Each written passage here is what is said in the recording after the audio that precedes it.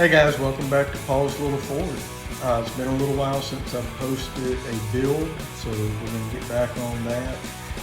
Apologize, it's been a little while since I've done one. I just haven't had time, guys. I had a whole lot of orders to get out. Didn't want to take the time to film every one of those. I just needed to get them to customers.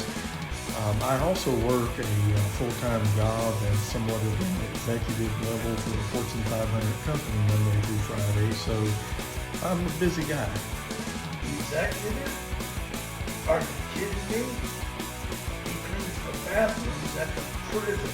I'm going to do a video this week. We're going to start on something new, and let's take a look at that. This is what we're going to do.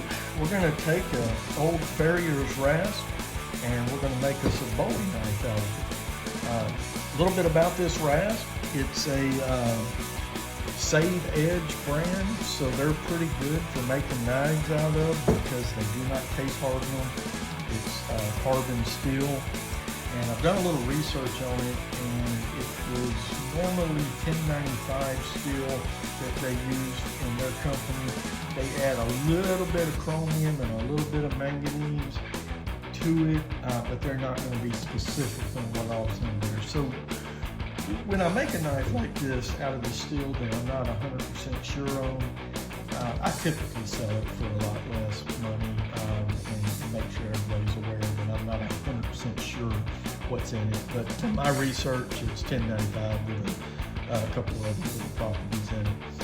So the kind of wood we're going to use for the handle is called cabbage wood or cabbage bark tree wood, and this comes from South America.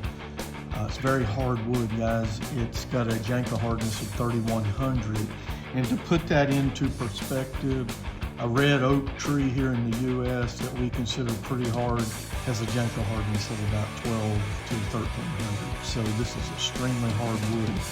Now, when you work this wood, as you can see just where I cut it here, it's a little darker, it's burned, and that's kind of a problem with it. It burns easy at high speeds or high cuts, but also at the same time, if you don't cut it with a very sharp tool and go very fast for like routing, it will tear out on you. So it can be aggravating, but it can be beautiful when it's finished. So our design here is this, and I have 4 pieces of Damascus here from earlier projects when I first started making knives. So I want to be very honest, I did not make this Damascus myself. This is Alabama Damascus. I do make all my own Damascus today.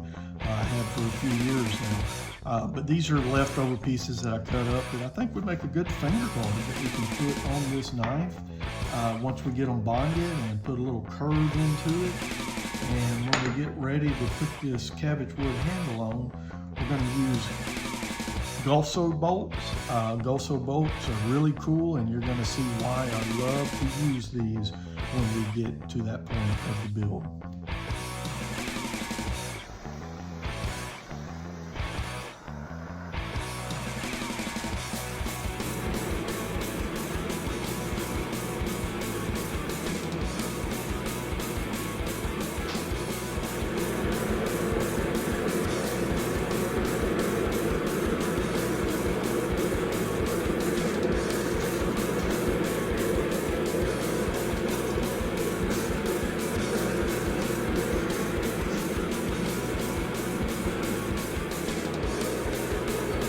Okay, what I'm doing here is heating this rasp up to about 1500 degrees.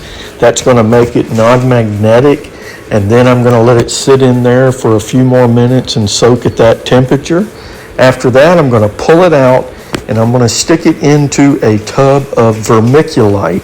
Vermiculite is used on farms that grow a lot of plants and things like that, but it also acts as a very good insulator for steel and allows that steel to cool very slowly, which also will make the steel much softer, so it's a little easier to cut and grind and doesn't tear up my tools as much.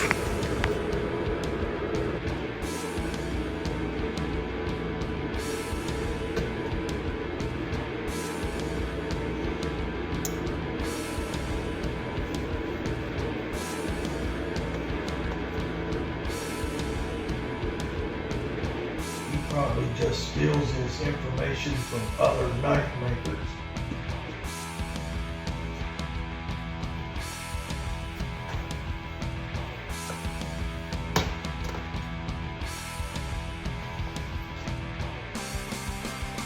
Been in there overnight. It's cooled off, so it should be quite a bit softer now, a little easier to cut and grind and work with.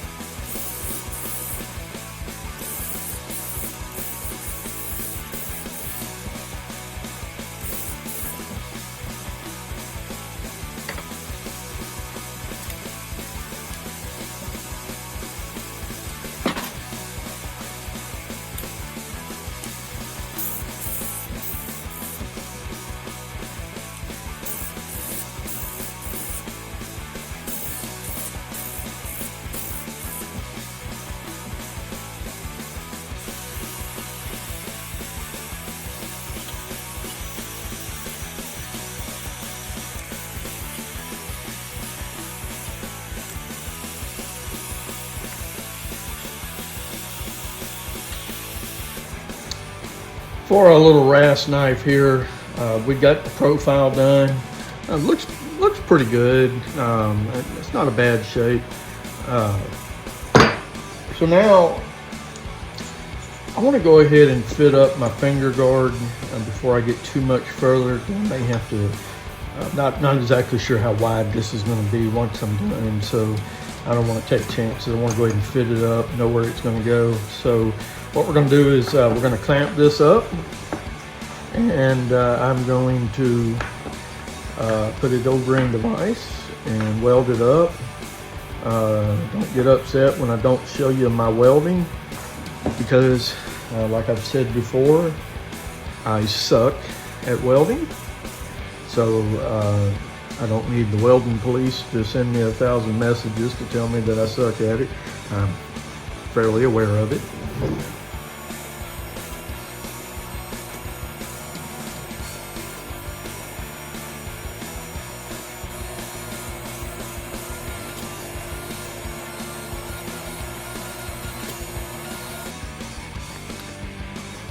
Here's what we have so far, guys. This is going to be the end of part 1 of this video. I'm going to finish it up in a part 2.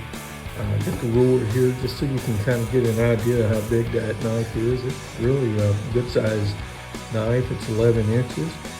There's our Damascus finger guard that we forged together. Sorry guys, trying to get a good look at it. So it looks like it's pretty good bond inside there. So we'll clean that up. We'll make the finger guard out of it. Still got our cabbage wood to get started on. And got our Gulso bolts. So looking forward to continuing on with this. Thanks for watching guys, and we'll see you next time.